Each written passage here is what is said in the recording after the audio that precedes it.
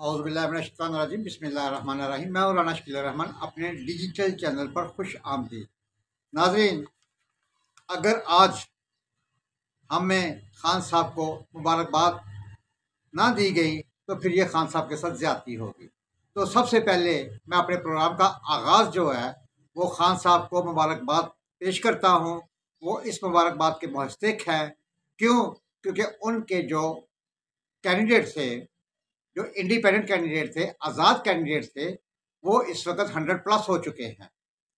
जी नाज़रीन, ये आप सबने देख लिया है, तमाम मीडिया चैनल्स पर इस वक्त वो 100+ जा रहे हैं। और ये फफन की रिपोर्ट भी आई है। फफन की रिपोर्ट क्या कहती है कि पीटीआई का वोट बरकरार रहा। इस बरकरार रहने की वजह वो बताती है या ज़राए बता रही है कि बरकरार रहने की वजह ये जो खान साहब का अंदर होना, खान साहब को सजाएं देना, बंदों को, पीटीआई के बंदों को अंदर रखना, इसकी वजह से खान साहब की मकबूलियत में कमी नहीं हुई। उनकी मकबूलियत उसी तरह ही बरकरार है, उनका वोट बैंक उसी तरह बरकरार है। ये फाफन की रिपोर्ट कह रही है। तो इस बात पर खान साहब जो है वो मुबारकबाद के बहुत ही ज़्यादा मुस्तहिक़ है। और अब नाज़रीन, खान साहब को मुबारकबाद देने के बाद मेरा ख्याल है कि आप पीटीआई के भाई जो मेरे चैनल को वो लाजमी सब्सक्राइब भी करेंगे, लाइक्स भी करेंगे और कोई कमेंट्स भी देंगे ज़रूर। क्यों? देखिए, जो सच है वो सच है। अक्सर हम लोग कहते हैं कि यार सच बोला करो, सच बोला करो, लेकिन सच सुनने की भी हिम्मत होनी चाहिए। और ये सच सुनने की हिम्मत रखनी चाहिए कि वाकया ही खान साहब इस वक्त एक मकबूलियत की पीक को जा रहे हैं और उनकी जो मकबूलियत है उसी तरह वो बरकरार है। हो सकता है कि वो ऊपर गई या नीचे नहीं आई है। लेकिन अब यहाँ पे 3-4 चीज़ें हैं जो आपके साथ मैं शेयर कर रहा हूँ। एक तो जो नून लीग की सीटें हैं, इसमें कोई शक नहीं है कि वो 75-74 के करीब पहुँच चुकी हैं। हो सकता है कि अभी आप जो इस वक्त मेरा ये प्रोग्राम देख रहे हैं, मेरी ये वीडियो देख रहे हैं, अभी कम अज़ कम कोई 15 से 20 सीटों का रिजल्ट आना बाकी है। तो आगे चल के देखते हैं कि आगे ये सीटें 2-4-5 सीटें और लेने में कामयाब हो जाते हैं। अब चलते हैं मियाँ नवाज शरीफ की तकरीर की तरफ, रात की तकरीर की तरफ। मियाँ नवाज शरीफ साहब ने बड़ी ही एक खूबसूरत और अच्छे अल्फाजों का चुनाव करके कल उन्होंने एक बड़ी खूबसूरत तकरीर की है। जो अपनी उन्होंने एक विक्ट्री की तकरीर थी, उसमें उन्होंने एक बड़ा ही खूबसूरत लेसन दिया, बड़ा ही खूबसूरत सबक दिया कि हमें लड़ाई की तरफ नहीं जाना, हम लड़ना नहीं चाहते हैं। That is great. यहाँ पर भी मियाँ नवाज शरीफ को वेल डन कहना, मतलब कि उनको कहना चाहिए। उनको अगर वेल डन ना कहा तो फिर उनके लिए भी ज़्यादती है कि मियाँ नवाज शरीफ की भी जो इस वक्त मकबूलियत है वो भी तकरीबन पीटीआई के लेवल के बराबर है। वो अब आप पूछेंगे कि वो किस तरह? वो इस तरह कि ये जो इंडिपेंडेंट कैंडिडेट्स हैं ये सारे के सारे पीटीआई के नहीं हैं। अगर वो 100+ सीटें इस वक्त चली ऊपर जा चुकी हैं, 102 या 103 हैं, तो इट मीन्स कि उसमें हर दफ़ा हर इलेक्शन में कम अज़ कम पूरे पाकिस्तान से कोई 25-30-40 के करीब आज़ाद कैंडिडेट खड़े होते हैं। और इस दफ़ा भी यही हुआ है कि खान साहब के जो आज़ाद उम्मीदवार थे, आज़ाद कैंडिडेट थे, उनके मुकाबले में, पीटीआई के मुकाबले में दूसरी तरफ भी आज़ाद उम्मीदवार खड़े थे, कैंडिडेट खड़े थे, जो कि जीतने में कामयाब हुए हैं। तो 35 से 40 जो है, 30-35-40 के करीब जो आज़ाद कैंडिडेट है वो अपने तौर पर आज़ाद, उन्होंने अपने निशान पर इलेक्शन लड़ा, ना कि पीटीआई का उनको लेबल लगा हुआ था। तो इस लिहाज से दोनों की मकबूलियत जो है वो बराबर की है। एक तरफ तो देखें मियाँ नवाज शरीफ साहब को ये 16 माह की जो कारकर्दगी थी उसको जो एक डैमेज पड़ा है, और 16 माह की जो हुकूमत की वजह से जो एक महंगाई पीक पर जा रही थी, जिसका अवाम ने गुस्सा भी पाया जाता था अवाम के अंदर, बिजली के बिलों की शक्ल में, गैस के बिलों की शक्ल में, हर चीज़ की महंगाई जब एक पीक पर थी, बिल पीक पर जा रहे हैं, तो उनमें एक नून लीग के ख़िलाफ़ एक गुस्सा भी था। और मैंने अपनी आंखों से देखा है कि जो इलेक्शन डे पर जो अपना टर्न आउट रहा है, ये बड़ा ही अच्छा रहा है। बल्कि फाफन की रिपोर्ट ये कह रही है कि मुल्क भर में 48% जो था वो ये टर्न आउट रहा है। तो तकरीबन तकरीबन तमाम सियासी जमातों ने अपने वोट को बरकरार रखा हुआ है। वो ख्वाह नून लीग हो, पीटीआई हो, पीपल्स पार्टी हो, एमक्यू ना हो, इन सब ने अपने वोट बैंक को एक बरकरार रखा हुआ है। किसी का जो हमें डर था, मतलब कि नवाज शरीफ का वोट बैंक जो है वो 16 माह की कारकर्दगी की वजह से काफ़ी डैमेज हुआ है।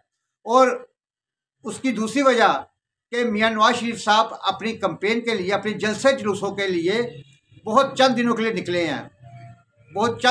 निकले हैं। इन्होंने वो चंद दिनों में वो पूरे पाकिस्तान का जलसा किया, लेकिन इनको इससे पहले निकलना चाहिए था। और मुख्तलिफ टीवी चैनल्स पर आकर मियां नवाज शरीफ साहब को, मरियम नवाज साहिबा को, शहबाज शरीफ साहब को कम अज़ कम ये हम जैसे यूट्यूबरों को मेरे से ये इंटरव्यू करवा लेते। मैं मियां साहब का बड़ा अच्छा ज़बरदस्त इंटरव्यू करना चाहता था, मरियम साहिबा का इंटरव्यू करना चाह रहा हूँ। और इसके अलावा ये यूट्यूबर्स को, व्लॉगर्स को अपना इंटरव्यू देते, टीवी चैनल्स को अपने इंटरव्यू देते, कम अज़ कम ये जिनको 40 से 50 इंटरव्यू देने इनको चाहिए थे, जो कि ये ना दे सके। लेकिन बहरहाल उसके बावजूद भी इनका वोट बैंक बरकरार रहा। अब चलते हैं नाज़रीन वापस उसी पेज पे कि नवाज शरीफ की कल वाली स्पीच बड़ी ज़बरदस्त स्पीच थी। उनके लफ्ज़ों का चुनाव बड़ा खूबसूरत था और उन्होंने तमाम पार्टियों को बड़े खूबसूरत अल्फाज के चुनाव के साथ कि मोहतरम जनाब आसफ अली जरदारी, मोहतरम जनाब मौलाना फजल रहमान साहब और ये जो इंडिपेंडेंट है जो खुद से इलेक्शन लड़के जीते हैं, उनका इशारा हर तरफ था। तो वो वेलकम हमारी पार्टी के साथ आए, हमारे साथ आकर हुकूमत बनाए।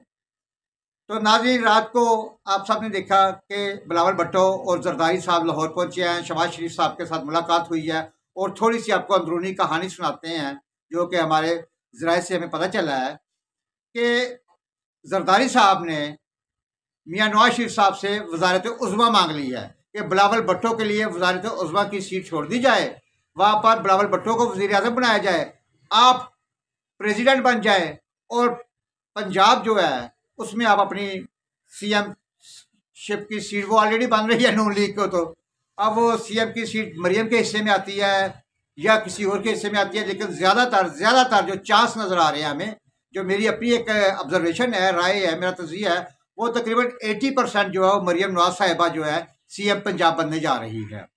ये थी मुख्तसर थोड़ी सी चंद नकात थे जो मैंने आपके सामने पेश किए हैं।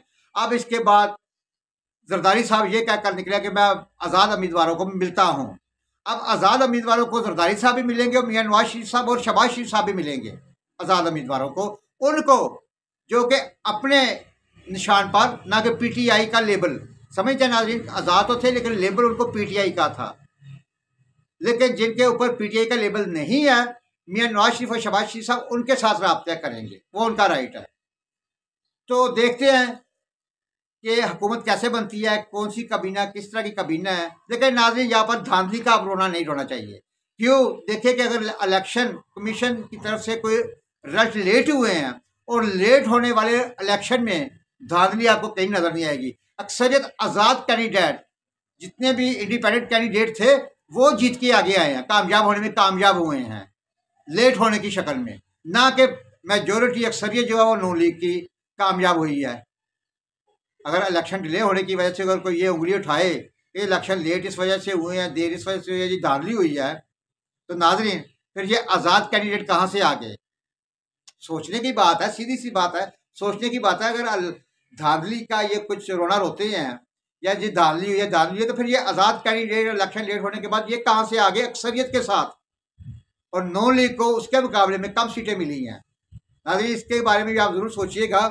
तो अल्लाह खैर करे, अल्लाह खैर करे। उम्मीद है कि अगर मुझे अपने दिल को तसल्ली है, मेरी अपनी तसल्ली है कि अगर मियां नवाज शरीफ साहब को अगले 10 साल मिल जाएं, मियां नवाज शरीफ को अगले 10 साल अगर मिल जाएं, और इसी तरह हमारे आर्मी चीफ आसम मुनीर साहब को अगर 6 साल मिल जाएं, बकाया सर्विस हो और आगे 3 साल की एक्सटेंशन हो, अगर 6 साल वो हाफिज साहब को, हाफिज मुनीर साहब को, आर्मी चीफ साहब को, और 10 साल मियां नवाज शरीफ को अगर मिल जाते हैं अच्छे तरीके से, कोई लॉन्ग मार्च ना हो, कोई जलसे जुलूस ना हो, कोई पथराव जलाओ का गिराव ना हो, शेख रशीद ना बने कोई, तो अल्हम्दुलिल्लाह मुल्क एक स्मूथली तरीके से चल सकता है और आगे जा सकता है। जिसका कि जैसा कि रात को मियां नवाज शरीफ साहब ने कहा कि अब वो ज़ख्मी पाकिस्तान है, इसमें कोई शक नहीं है कि इसके ज़ख्म इतने कर दिए गए हैं पाकिस्तान को इतना जख्मी कर दिया गया है कि अब उसके ऊपर मरहम पट्टी लगाते लगाते उसको ठीक करते करते कम से कम 10 साल का अरसा चाहिए।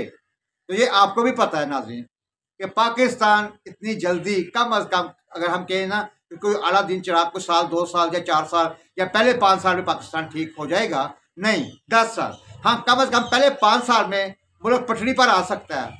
पटड़ी पर जब मुल्क आ गया उसके बाद फिर आगे उसकी रफ्तार जो है वो इंशाल्लाह ट्रेन की रफ्तार होगी, जिसका मुल्क आगे तरक्की करेगा और बढ़ेगा। आप क्या कहते हैं?